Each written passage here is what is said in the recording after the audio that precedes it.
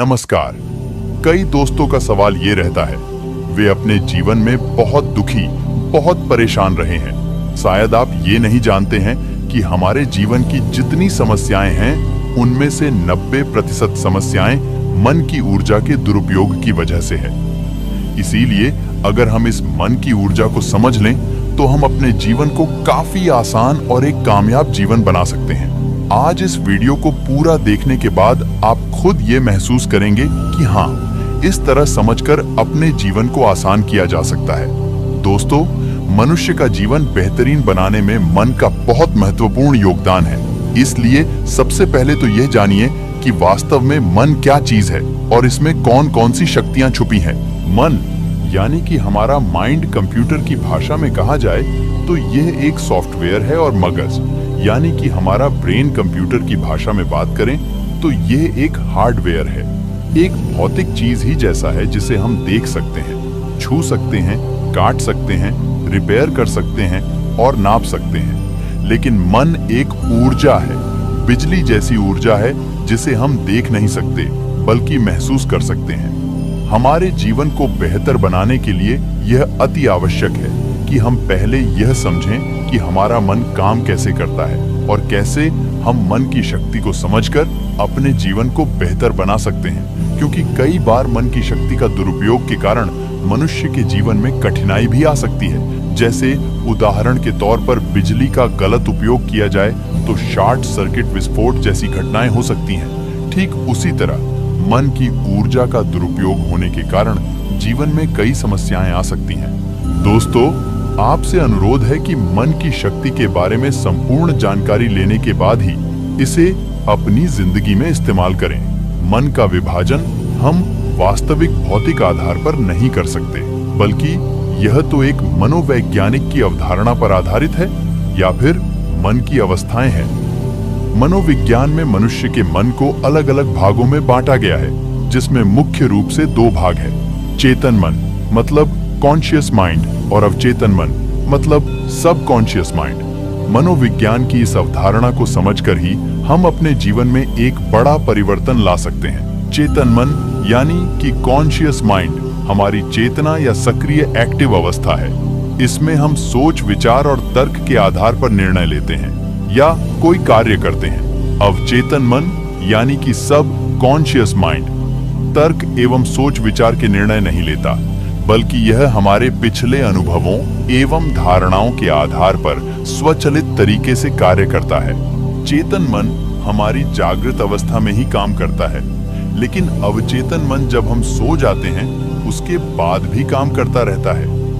यानी कि अवचेतन मन 24 घंटे काम करता है। हम अपने लाइफ में जो भी करते हैं वह सब अवचेतन मन की वजह से ही करते हैं, और अपने अवचेतन मन का इस्तेमाल करके हम जो कुछ भी सीखते हैं वही हम जिंदगी भर करते रहते हैं। उदाहरण के तौर पर जब भी कोई व्यक्ति पहली बार साइकिल चलाना सीख रहा होता है तो उसे साइकिल को ध्यानपूर्वक नियंत्रित करना पड़ता है। शुरुआत में वह संतुलन नहीं बना पाता और थोड़ा डरा सा भी रहता है, लेकिन जब कुछ दिनों बाद वह साइकिल चलाना सीख जाता है तो तब उसे साइकिल को नियंत्रित करने के बारे में सोचने की आवश्यकता नहीं होती। तब उसका साइकिल अपने आप ही नियंत्रित हो जाता है और कोई कार्य करते हुए भी बड़ी आसानी से साइकिल चला लेता है। शुरुआत में जब व्यक्ति पहली बार साइकिल चलाना सीख रहा होता है तो वह अपने चेतन मन का इस्तेमाल करता है, यानी कि कॉन्शियस माइंड का इस्तेमाल करता है। लेकिन जब बार बार साइकिल चलाने की प्रैक्टिस करता है तब वह अनुभव उसके अवचेतन मन में स्टोर होने लगते हैं और धीरे धीरे अवचेतन मन चेतन मन की जगह ले लेता है। हमारा अवचेतन मन यानी कि सबकॉन्शियस माइंड एक ऑटो पायलट सिस्टम की तरह है जो अपने आप स्वचालित तरीके से कार्य करता है। सभी स्वचालित कार्य जैसे सांस लेना, दिल धड़कना, ये सब कार्य अवचेतन मन के द्वारा ही किए जाते हैं। हमारी आदतें एवं रोज रोज के सभी कार्यों में अवचेतन मन का महत्वपूर्ण योगदान होता है। तो चलिए अब हम चेतन और अवचेतन मन के कार्यों के बारे में जानते हैं। सेंसेशन पर नियंत्रण यानी हमारी आंखें, नाक, कान, जीभ, त्वचा, ये सारी इंद्रियों पर नियंत्रण हमारा चेतन मन ही करता है। मूवमेंट यानी हम चेतन मन को ऑर्डर दे सकते हैं कि मुझे अपने शरीर को इधर उधर हिलाना है। थॉट्स यानी विचार करना, ये चेतन मन का कार्य है। जब हम सुबह उठते हैं तभी से हमारे मन में विचार शुरू हो जाते हैं और जब सो जाते हैं तो विचार बंद हो जाते हैं, क्योंकि चेतन मन नींद में काम नहीं करता। लॉजिक यानी तर्क करना, जैसे कोई भी कार्य के बारे में सवाल करना कि यह क्या है, यह कैसे हो सकता है, यह सब तर्क वितर्क चेतन मन ही करता है। एनालिसिस यानी किसी भी चीज का विश्लेषण चेतन मन के द्वारा ही किया जाता है। इंटरप्रिटेशन मतलब व्याख्या, किसी भी चीज की व्याख्या चेतन मन ही करता है।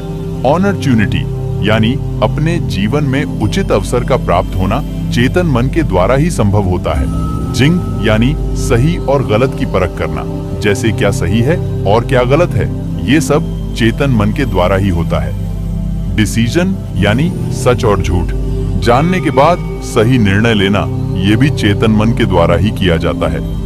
किसी भी चीज का चयन करना, जैसे कि क्या करना है, क्या देखना है, क्या खाना है, क्या खरीदना है, ये सब चेतन मन ही तय करता है। मतलब किसी भी चीज के काम के प्रति इच्छाएं जागना चेतन मन के द्वारा ही होता है। एक आखिरी और सबसे महत्वपूर्ण कार्य अवचेतन मन के द्वार पर जो पहरेदारी करता है वह चेतन मन ही करता है। कोई भी गलत विचार या बात हमारे अवचेतन मन यानी कि सब कॉन्शियस माइंड में ना आ जाए, इसलिए चेतन मन उसकी चौकीदारी करता रहता है और अनेकों खराब और नकारात्मक विचारों को अवचेतन मन में ना जाने से रोकता है। दोस्तों, अब हम बात करेंगे अवचेतन मन के कार्यों के बारे में। हलन चलन और संवेदनाएं, ये दोनों कार्य हमारा चेतन और अवचेतन मन करता है। यानी जब हम जागृत अवस्था में होते हैं तब हमारे शरीर का चाल चलन और संवेदना पर पूरा कंट्रोल हमारे चेतन मन के पास होता है, लेकिन जब हम सो जाते हैं तब यह काम हमारा अवचेतन मन करता है। रिफ्लेक्स यानी अवचेतन मन की शक्ति हमें आपातकालीन स्थितियों से बचाती है, जैसे अग्नि पर पैर पड़े तो अचानक से हटा लेते हैं, सांप देखकर उलटे ही भाग खड़े होते हैं, सीढ़ियों से गिरते गिरते संभल जाते हैं। दोस्तों, ईश्वर ने हमारे मन मस्तिष्क में एक ट्रांसमीटर और एक रिसीवर फिट कर रखा है जो इतना शक्तिशाली है कि पूरे ब्रह्मांड में इतनी शक्तिशाली मशीन किसी इंसान ने नहीं बनाई होगी, लेकिन हम इस मशीन को चलाना नहीं जानते, इसलिए इसकी शक्तियां से अनजान हैं। इस पद्धति का उपयोग करके हम दूसरे लोगों की मन की बात तक जान सकते हैं। इस पद्धति को सीखने की पूरा प्रोसेस आगे के चरण में अलग से बताया गया है। मेमोरी पावर मतलब याद शक्ति। याद शक्ति के 3 स्टेप होते हैं, रजिस्टर रीस्टोरेज और रिकॉलिंग रजिस्टर और रिकॉलिंग चेतन। मन का विषय वस्तु है जबकि स्टोरेज अवचेतन मन से जुड़ा होता है। यदि स्टोरेज सही से हुआ हो तो रिकॉलिंग आसान हो जाता है। अगला काम जो अब चेतन मन करता है वो अंतरात्मा की आवाज बनकर हमें सचेत करता है। जैसे जब भी हम कोई गलत कार्य करते हैं तो अंदर से आवाज आती है कि यह काम गलत है। यानी भगवान ने इंसान को गलत कार्य से रोकने के लिए उसके भीतर एक रडार सेट कर रखा है जो अवचेतन मन के द्वारा नियंत्रण में आता है। त्रिकाल ज्ञान यानी हमारे अवचेतन मन से भूत भविष्य और वर्तमान कुछ भी नहीं छिपा है। यह त्रिकालदर्शी है, ये भविष्य की घटनाओं को भांप लेता है और कभी कभार हमें चौकन्ना भी कर देता है। इसी ज्ञान के कारण प्राचीन आर्षि मुनिभूत भविष्य और वर्तमान सब देख लिया करते थे। सही समय पर सही निर्णय लेना अवचेतन मन की विशेषता है। इसीलिए जब भी आप किसी असमंजस में पड़ने वाले हो तो निर्णय अपने अवचेतन मन पर छोड़ दें, या आपको विश्वास के अनुरूप सबसे उत्तम रिजल्ट बताएगा। मेंटल क्लॉक यानी हमारे अवचेतन मन के पास एक ऐसी घड़ी है जो हमें एक सही समय पर उठा देती है। मित्रों, मैं कभी कभी अलार्म सेट नहीं करता, बल्कि अपने मन को कमांड दे देता हूँ कि मुझे इतने समय पर उठ जाना है, जिससे मन बिना देरी किए ही मुझे उठा देता है। आपके साथ ऐसा होता है या नहीं? कमेंट्स में जरूर बताएं। मेंटल कैलेंडर यानी अपने जीवन में जो भी पाना है उसकी एक निर्धारित समय सीमा का उल्लेख जरूर कीजिए, तभी अवचेतन मन उस पर सही तरीके से कार्य कर पाएगा। हीलिंग पावर यानी अवचेतन मन का इस्तेमाल करके आप बीमार शरीर को भी ठीक कर सकते हैं। एक बार एक आदमी कैंसर रोग से बेहद पीड़ित था और कैंसर भी इतना भयानक था कि शहर के सबसे मशहूर डॉक्टर ने भी इलाज के लिए मना कर दिया था। उसका एक लड़का था जो अपने पिता की हालत देखकर बहुत दुखी रहता था। उसने अपने पिता को सब तरह से इलाज करवा कर देख लिया, फिर भी कोई इलाज नहीं मिला। तभी उसने किसी योगी से अवचेतन मन के बारे में सुना। उसके मन में एक ख्याल आया कि क्यों ना मैं अपने पिता के अवचेतन मन से ही उनके शरीर को ठीक कराऊंगा।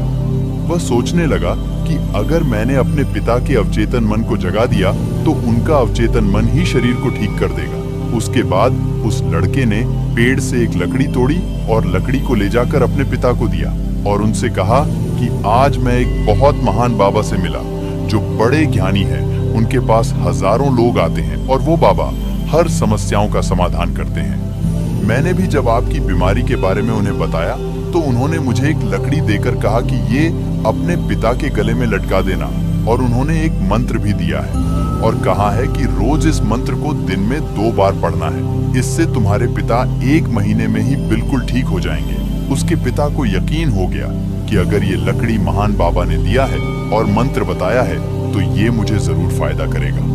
इसलिए वो रोज उस लकड़ी को अपने गले में बांधकर सच्चे मन से उस मंत्र का जाप करने लगे। इस तरह पूरा 1 महीना भी नहीं बीता था कि उसके पिता एकदम से स्वस्थ हो गए, जबकि सच ये था कि ना तो वह किसी बाबा से मिला था और ना ही ऐसा कोई मंत्र किसी ने उसे बताया था।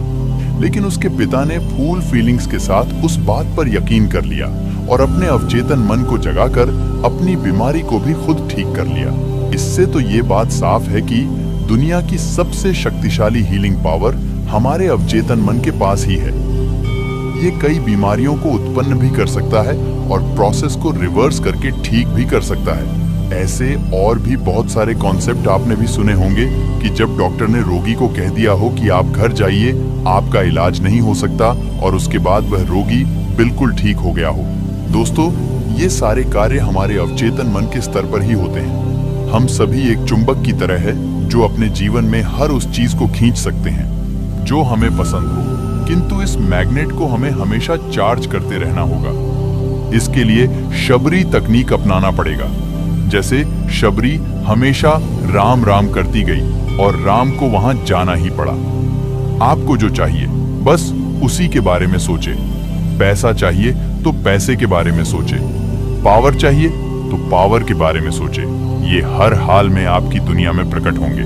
जब हम अवचेतन मन को प्राप्त कर लेते हैं तो उसका असर हमारे आसपास भी दिखाई पड़ता है। तो मित्रों, आज की यह जानकारी आप लोगों को अच्छे से जरूर समझ में आया होगा, और जो कुछ है आपको डाउट हो आप कमेंट बॉक्स में पूछ सकते हैं। और अब तक हमारे चैनल को सब्सक्राइब नहीं किए हैं तो सब्सक्राइब कर लीजिए तथा बेल आइकन को प्रेस कर दीजिए।